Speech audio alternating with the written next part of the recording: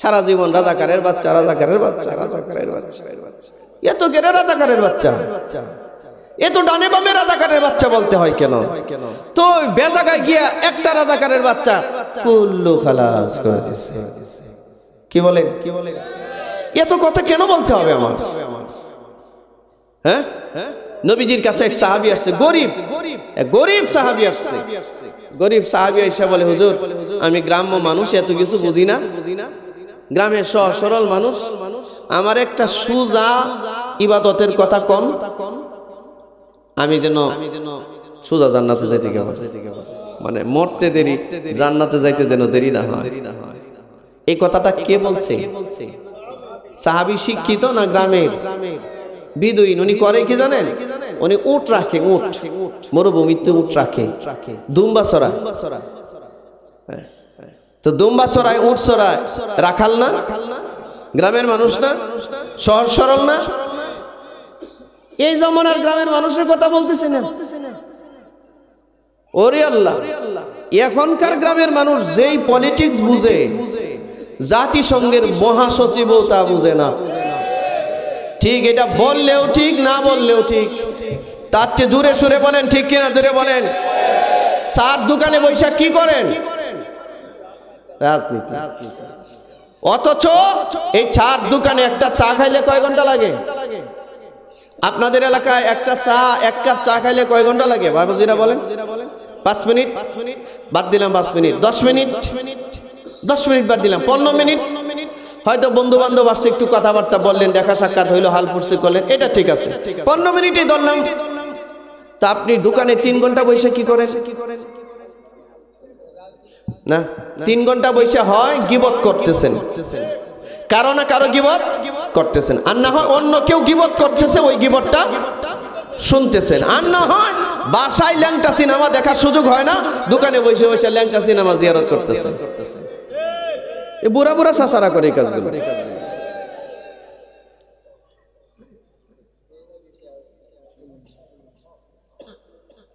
আমার আল্লাহর রাস্তায় মাফ করে দিয়েন, আমি কিছু তিতা কথা বলবো আজকে। তিতা তিতা তিতা বয়ান মোটেও মিষ্টি হবে না, বয়ান তিতা হবে। কারা কারা প্রস্তুত আছেন? হাত দেখান।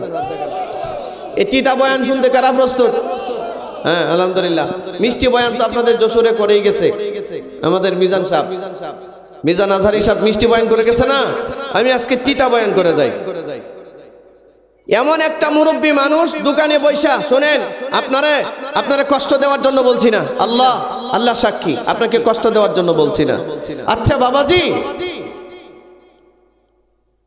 অনেক জায়গায় মসজিদে যদি একজন ইমাম সাহেব নামাজে 10 মিনিট দেরি হয়ে যায়, 2 মিনিট দেরি হয়ে যায়, দোয়াটা একটু দেরি হয়ে গেছে, অথবা সিজদায় গিয়া 1 মিনিট সময় বেশি নিয়ে গেছে, মুসল্লির মাথা গরম, ঠিক না?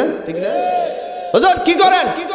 নামাজ তাড়াতাড়ি পড়াইবেন, মানুষের বাড়ির খান তো খোঁজখবর রাখেন না, আপনাদের কোনো কাজ কাম নাই তো? আমাদের অনেক কাজ। তো তারে যদি জিজ্ঞেস করা হয় আপনার কি কাজ? বহু কাজ, মসজিদ থেকে বাড়ি বিড়ি টানা লাগবে।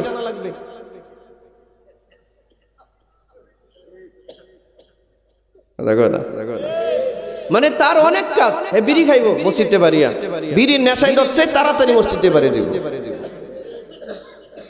আর কি কাজ? দোকানে বৈশা মানুষের গীবত করতে হবে। বাংলাদেশের চার দোকানগুলো, এই টং চার দোকানগুলো যদি জাতিসংঘের মহাসচিব কোনোদিন ভিজিট করে, আইসা দেখে, আর এই দোকানের মানুষের আলাপ আলোচনা যদি শুনে, জাতিসংঘের মহাসচিব সাথে সাথে পদত্যাগ করবে। আমি এটা চালাইতে পারি। বাংলাদেশে এত বুদ্ধিজীবী আছে, এর আইন জাতিসংঘের দায়িত্ব দেন। কথা বলেন না কেন? হ্যাঁ, রাগ করতেছেন। আপনাদের এলাকায় কি আমি জানি না বাবা, আমার বাড়ি ময়মনসিংহ, নেত্রকোনা। হায় হায় রে, চার দোকানে বৈশা বিকাল বেলা গিয়া পায়ের উপরে পা, মুরব্বীদের সামনে পা উঠাইয়া বিড়ি টানতেছে, চা খাইতেছে, আর এমন এমন আলাপ করতেছে, মনে হয় সারা বিশ্বের রাজনীতি তার পকেটে, সারা দুনিয়ার নেতাকর্মী তার পকেটে, এলাকার এমপি মন্ত্রী সব তার পকেটে, ঠিক না? অথচ এলাকার একটা মেম্বারও ওরে চিনে না। ওরে জিজ্ঞাসা করলে তুই কি করস? আমি কামলা দেই। মানে হে কামলা দে, আর এমন আলাপ করতেছে দোকানে বসে। এটা বাচাল মানুষ নাই। আপনারা কি আমার কথায় কষ্ট পাচ্ছেন? আমাদের সমাজে এই সমস্ত বাচাল মানুষ নাই। এই বাচালগুলো দেখবেন এক ওয়াক্ত নামাজও পড়বে না, কিন্তু বেহুদা কথার মধ্যে সবার আগে।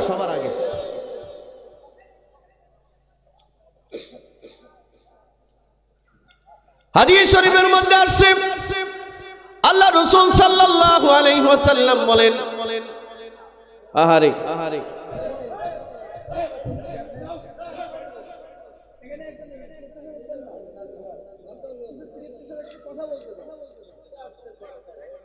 আল্লাহ রাসূল সাল্লাল্লাহু আলাইহি ওয়াসাল্লাম বলেন, পৃথিবীতে যে মানুষটা যত সহজ সরল হয় সে তত তাড়াতাড়ি জান্নাতি হয়। জান্নাতি মানুষের সবচেয়ে বড় একটা স্বভাব হচ্ছে তারা অত্যন্ত সরল হয়। কি হয় বলেন? সরল। আচ্ছা, আপনাদের গ্রামে একটা মেয়ের প্রস্তাব আসছে, গ্রামে একটা মেয়ের বিয়ে হবে, এই জন্য ছেলে পক্ষের লোকজন আসছে ইনকোয়ারি করতে, একটু খোঁজ খবর নিতে। গ্রামে কি এমন মহাপুরুষ নাই?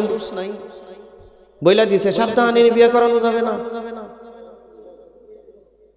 আছে না? এই মেয়ের এই সমস্যা, আর বাপের এই সমস্যা, তার দাদার এই সমস্যা, তার 14 গোষ্ঠীর এই সমস্যা, মানে সে নিজ দায়িত্বে বিয়েটা ভাঙিয়ে দিল।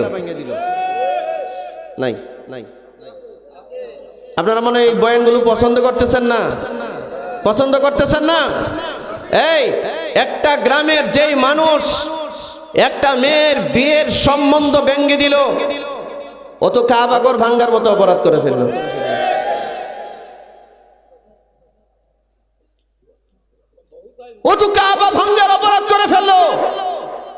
যার মেয়েটা বড় হয়েছে তার মেয়েটা বিয়ে দেওয়ার যে একটা পেরেশানি, এটা ওই মা ওই বাপ ছাড়া আর কেউ বুঝে না। ঠিক কিনা? তুমি কেন মিথ্যা অভিযোগ দিয়া, সত্য হইলেও কেন তুমি এটা বলতে গিয়া এই ধরনের গীবত কেন করলা? সেইটা কি ইবাদত মনে করে না?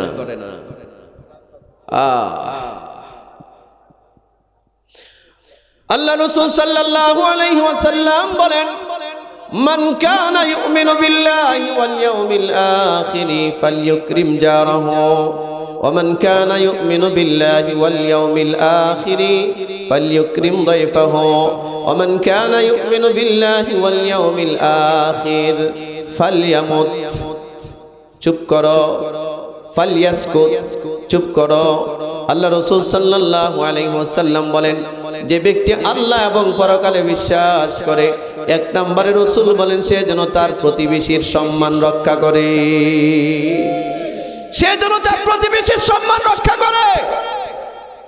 আজকে আমাদের সমাজের মানুষ মনে করে শুধু নামাজ পড়া ইবাদত, শুধু রোজা রাখা ইবাদত, শুধু হজ করা ইবাদত, এটাই সমাজের মানুষ মনে করে। হ্যাঁ, নামাজ পড়া অবশ্যই ইবাদত এবং এটা ফরজ ইবাদত, করতেই হবে, এটা ফরজ। রোজা এটা একটা ফরজ ইবাদত, অবশ্যই রাখতে হবে। হজ একটা ফরজ ইবাদত, অবশ্যই হজ করতে হবে যাদের উপরে হজ ফরজ হয়েছে। যাকাত একটা ফরজ ইবাদত, অবশ্যই যার উপরে যাকাত ফরজ তার যাকাত আদায় করতে হবে। তবে শুধুমাত্র কি এগুলোই ইবাদত?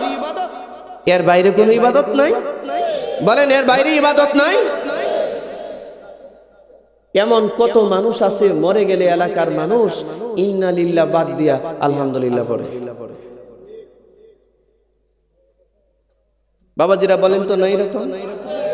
অনেক মানুষ আছে যে একটা মানুষ মারা গেলে কষ্ট না পাওয়ার কথা, দিলে না দুঃখ পাওয়ার কথা, সে তো জরুরি কাজ বাদ দিয়া তার জানাজায় আসার কথা। তো কি ব্যাপার?